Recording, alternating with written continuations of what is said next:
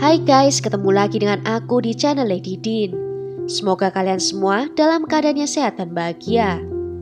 Kali ini, aku akan bercerita tentang akhir hidup seorang wanita muda hanya beberapa minggu sebelum hari kelulusannya di tangan kekasihnya sendiri.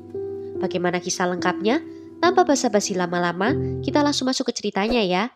Sebelumnya, jangan lupa untuk subscribe dulu channel ini dan nyalakan lonceng notifikasinya supaya kalian tahu video terbaru dari aku.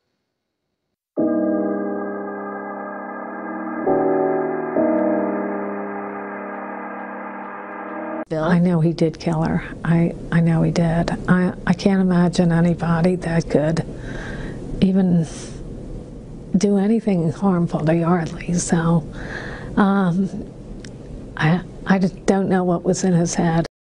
Yardley Reynolds Love lahir pada tanggal 17 Juli tahun 1987 di Baltimore, Maryland dari pasangan John dan Sharon Love. Di sekolahnya, Yardley adalah anggota tim lacrosse dan hoki lapangan selama 4 tahun dan merupakan pemain lacrosse All County pada tahun 2006. Dia diterima di Universitas Virginia, di mana dia mengambil jurusan ilmu politik dan belajar bahasa Spanyol. Dia juga menjadi anggota perkumpulan dari mahasiswi Kappa Alpha Theta. Yardley bertemu dengan George Yulee di tahun pertamanya. George sendiri juga bermain sebagai gelandang untuk tim lacrosse pria Universitas Virginia, di mana dia mengambil jurusan antropologi di kampus itu. Dan mereka sering terlihat berkumpul bersama dengan rekan satu tim mereka. Pada tahun 2009, George menyerang rekan setimnya setelah mendengar bahwa dia telah mencium Yardley, dan setelahnya George sering mengirimkan pesan teks dan email berisi ancaman kepada kekasihnya itu. Selama 2 tahun berpacaran, George sering bersikap agresif yang dipicu oleh minuman keras yang menyebabkan hubungan mereka renggang, sebelum akhirnya mereka pun putus. Rupanya George memang memiliki masalah dengan kecanduan alkohol dan obat terlarang. Di tahun 2008, dia pernah ditangkap karena mabuk di depan umum dan diharuskan menerima hukuman percobaan dan diperintahkan untuk melakukan pengabdian masyarakat. Pada tanggal 3 Mei tahun 2010, polisi Charlottesville dipanggil ke apartemen Yardley, di mana ia ditemukan tidak sadarkan diri dan dinyatakan meninggal dunia. Panggilan 911 dari teman sekamar Yardley melaporkan bahwa dia menderita overdosis alkohol. Tetapi detektif melihat adanya luka fisik yang jelas pada tubuhnya.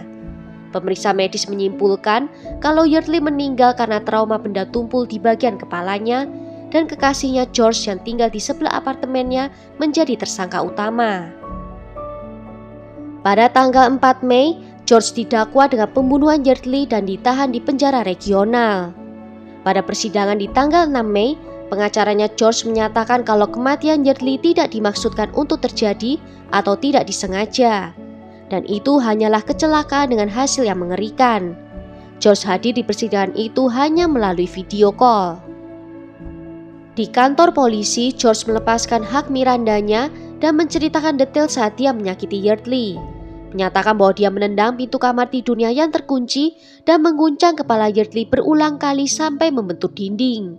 Selanjutnya, George mengakui bahwa dia mengambil laptop Apple milik Yardley dan bermaksud untuk menghancurkannya ketika dia melarikan diri dari apartemennya. Barang bukti yang disita polisi dari apartemen George termasuk 2 laptop Apple, buku catatan spiral, 2 kaos kaki putih, keset kamar mandi, dan kemeja lacrosse Virginia dengan noda darah. Penyelidik juga mengikuti adanya petunjuk kekerasan dalam hubungan antara George dan Yardley, termasuk email ancaman dan pesan teks yang dia kirim ke Yardley sebelum putus. Juga terjadi insiden di mana George menyerang Yardley saat dia mabuk. Seorang siswa yang tidak mau disebutkan namanya melaporkan bahwa pasangan itu putus setelah George yang mabuk menyerang Yardley. Sidang pendahuluan untuk George atas tuduhan pembunuhan tingkat pertama diadakan pada tanggal 11 April tahun 2011 di Pengadilan Distrik Charlottesville. George ditahan tanpa jaminan dan pada tanggal 7 Januari tahun 2012, jaksa menambahkan 5 tuduhan tambahan, yaitu kejahatan pembunuhan, perampokan tempat tinggal, perampokan, memasuki rumah dengan maksud untuk melakukan kejahatan, dan pencurian. Dan pada tanggal 18 April tahun 2011, juri mendakwa George atas tuduhan pembunuhan tingkat pertama dan kejahatan berat. dan menetapkan tanggal persidangan pada tanggal 6 Februari tahun 2012. Dalam persidangan, George bersaksi bahwa dia minum alkohol sepanjang waktu dan selama akhir pekan saat kematian mantan kekasihnya itu dia juga minum dengan berlebihan, menyebabkan dia memiliki sedikit saja ingatan tentang malam kejadian dan keesokan harinya. Dia juga mengaku tidak ingat telah membobol pintunya Yardley dan meninggalkannya dengan cedera kepala yang fatal. Sebagian besar kesaksian berfokus pada pertukaran email yang dimulai dengan Yardley mengirimkan permintaan maaf. George membalas dengan pesan kemarahan yang penuh dengan hinaan dan tuduhan kalau Yardley berhubungan badan dengan pria lain untuk menyakitinya. Dalam salah satu email terakhir, George menulis kalau seharusnya dia menghabisi nyawanya Yardley. Namun saat di sidang, George membantah kalau dia hanya omong kosong saja saat itu. Menjelang akhir kesaksiannya, George menoleh ke arah ibu dan saudaranya Yardley dan meminta maaf atas kematian Yardley. Argumen penutup dibuat pada tanggal 18 Februari dan pertimbangan juri dimulai pada hari Selasa tanggal 22 Februari. Setelah berunding selama sekitar 9 jam, juri menjatuhkan vonis bersalah atas pembunuhan tingkat kedua dan pencurian besar-besaran. Setelah 2 jam pertimbangan lebih lanjut, juri merekomendasikan hukuman 26 tahun, 25 tahun untuk pembunuhan tingkat kedua dan 1 tahun untuk pencurian. Pada tanggal 8 Mei tahun 2012, juri untuk pertama kalinya dapat melihat George dalam video berdurasi 64 menit saat dia diberitahu tentang kematian Yardley. Dalam interogasi dengan polisi, George mengakui kalau dia telah mencengkram lehernya Yardley dan menguncangnya. Dia juga menceritakan kembali argumen dan perkelahian yang terjadi di dalam kamar, menunjukkan bagaimana dia menendang pintu. Saat detektif memberitahu George bahwa Yardley sudah meninggal, George terlihat sangat tidak mempercayainya. Karena respon George yang terlihat dalam rekaman itu, juri yakin kalau pembunuhan Yardley itu tidak direncanakan. Pada tanggal 30 Agustus tahun 2012, George secara resmi dijatuhi hukuman 23 tahun penjara oleh hakim atas pembunuhan tingkat 2 dan 1 tahun untuk hukuman pencurian besar yang akan dijalankan secara bersamaan.